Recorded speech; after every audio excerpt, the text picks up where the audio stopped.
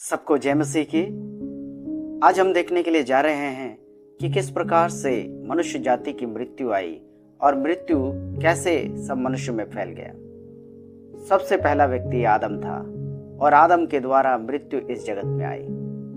हम यदि गूगल में सर्च करें और उनसे पूछे कि सबसे पहला इंसान कौन था, तो आपको मिलेगा कि सबसे पहला इंसान आदम ही था। हमारे मुसलमान भाई लोग भी यही विश्वास करते हैं कि हज़रत आदम अलैहिस्सलाम ही दुनिया के सबसे पहले इंसान थे और उन्होंने नाफरमानी का खाना खाया और परमेश्वर से दूर हो गए।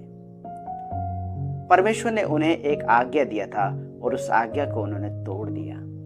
यही पाप है और इस पाप के कारण से मृत्यु आई और ये मृत्यु सब मनुष्य में फैल गई। आइए हम बाइबल से इसको पढ़ना शुरू करते हैं। रोमियो की पत्री 5 अध्याय का 12 पद से लिखा है, इसलिए जैसा एक मनुष्य के द्वारा पाप जगत में आया और पाप के द्वारा मृत्यु आई, और इस रीति से मृत्यु सब मनुष्य में फैल गई क्योंकि सब ने पाप किया। मैंने कई लोगों से पूछा और कई लोगों ने यह भी बताया कि मैं पापी नहीं हूं। जब मैंने उनसे बात किया कि यदि आप प्रभु यीशु मसीह के ऊपर विश्वास करेंगे तो आपके पापों की क्षमा होगी, आपको पापों से मुक्ति मिलेगा, तो उन्होंने कहा कि भाई मैं पापी नहीं हूं, मैंने कोई पाप नहीं किया। लेकिन बाइबल इस बारे में बताती है कि सब ने पाप किया है। बाइबल झूठ नहीं कहता है, सब ने पाप किया, इसलिए सब मर जाते हैं।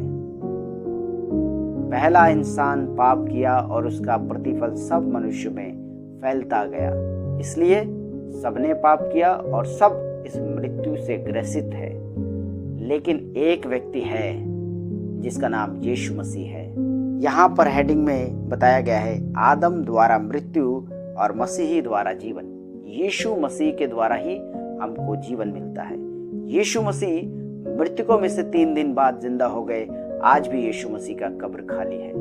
यीशु मसीह मौत से भी ज्यादा शक्तिशाली है। आइए हम यीशु मसीह के बारे में कुछ बातें बाइबल से पढ़ते हैं। यदि 5 के 17 आयत से हम पढ़े तो हमें यहाँ पर मिलेगा। आइए हम पढ़ना शुरू करते हैं। क्योंकि जब एक मनुष्य के अपराध के कारण मृत्यु ने उन एक ही के द्वारा राज्य किया, तो जो लोग अनुग्रह और धर्म रूपी वरदान बहुतायत से पाते हैं, वे एक मनुष्य अर्थात यीशु मसीह के द्वारा अवश्य ही अनंत जीवन में राज्य करेंगे। जिस प्रकार से पाप ने मृत्यु के ऊपर राज्य किया, उसी प्रकार से यीशु मसीह के धर्मी ठहरने से, यीशु मसीह के आज्ञा पालन करने से, यीशु मसीह के मृत्यु हो जाने के कारण से सभी लोगों को जीवन मिल जाता है।